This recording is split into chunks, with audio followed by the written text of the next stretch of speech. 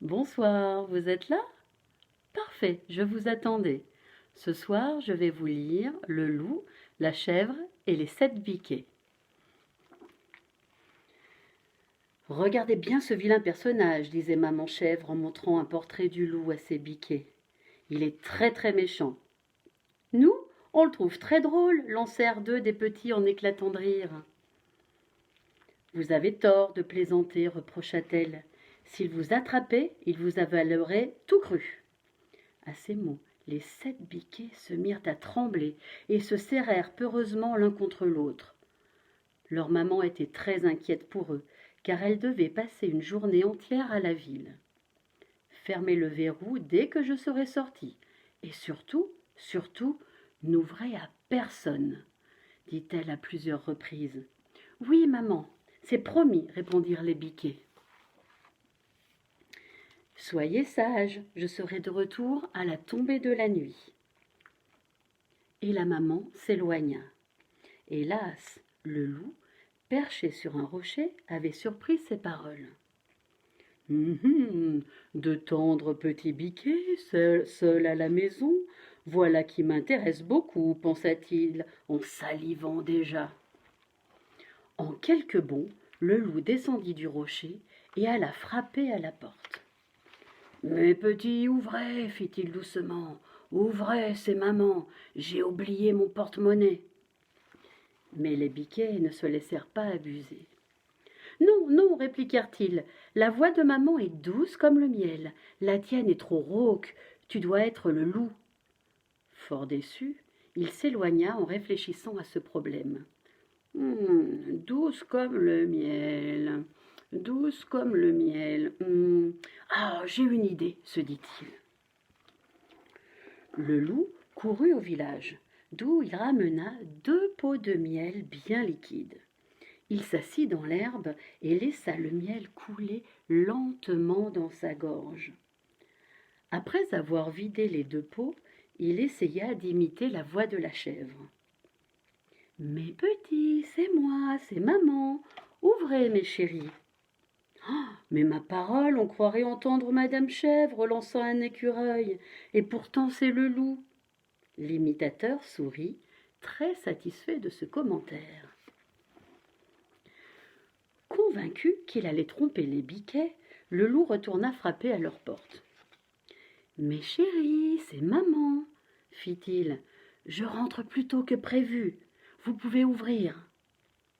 Cette fois, c'est bien la voix de maman, s'écrièrent joyeusement les biquets. Tirons le verrou. Mais le plus jeune d'entre eux restait méfiant. Il se mit à 4 pattes et jeta un coup d'œil par un trou dans le bas de la porte. Non, non, s'écria-t-il, notre maman a les pattes blanches et les tiennes sont noires. Tu dois être le loup, va-t'en. Le loup ne se laissa pas décourager et retourna au village. Cette fois, il en ramena un sac de farine bien blanche. Près de la maison des biquets, il en couvrit soigneusement ses pattes. Et voilà, ricana-t-il, nous allons voir si ces petits malins me reconnaîtront encore. Pour la 3e fois, le gredin vint frapper à la porte. C'est moi, mes chéris, lança-t-il. Je vous ai acheté de jolis cadeaux en ville. Ouvrez vite. Mets ta patte devant le trou de la porte, exigèrent les enfants. Nous devons nous assurer que tu es bien notre maman. Le plus petit des biquets s'agenouilla pour vérifier et aperçut une patte d'un blanc immaculé. Oh, c'est bien elle, c'est maman, s'écria-t-il, et il tira le verrou. Vif comme l'éclair, le sinistre personnage, le sinistre animal bondit dans la pièce et s'empara des 2 biquets.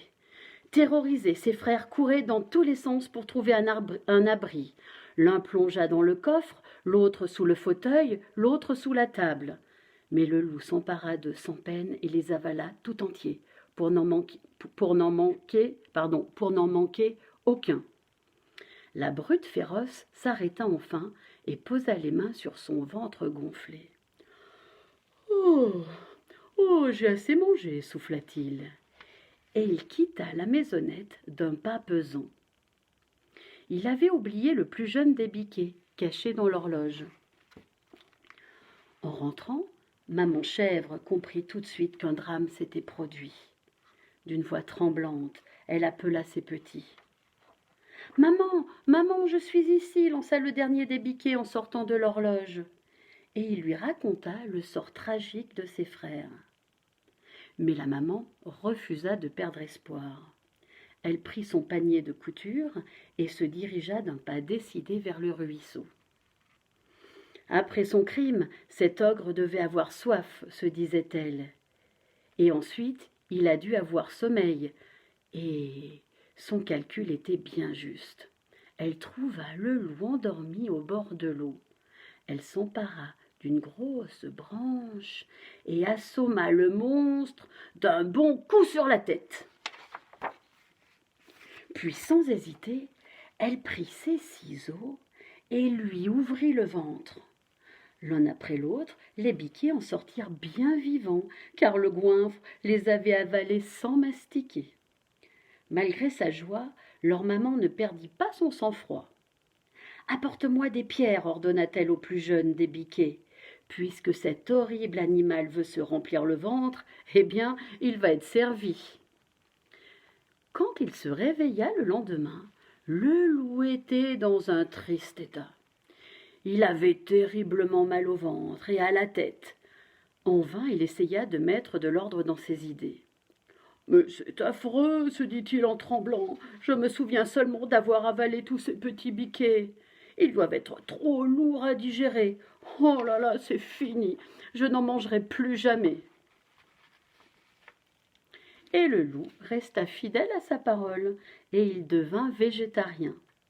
Le coup qu'il avait reçu sur la tête l'avait rendu un peu simplé, et les petits animaux n'avaient plus peur de lui. Seule maman chèvre et ses biquets préféraient l'éviter. Ils craignaient de réveiller ses mauvais instincts. Et voilà, je vous dis à très très bientôt. Soyez sages. À bientôt les loulous.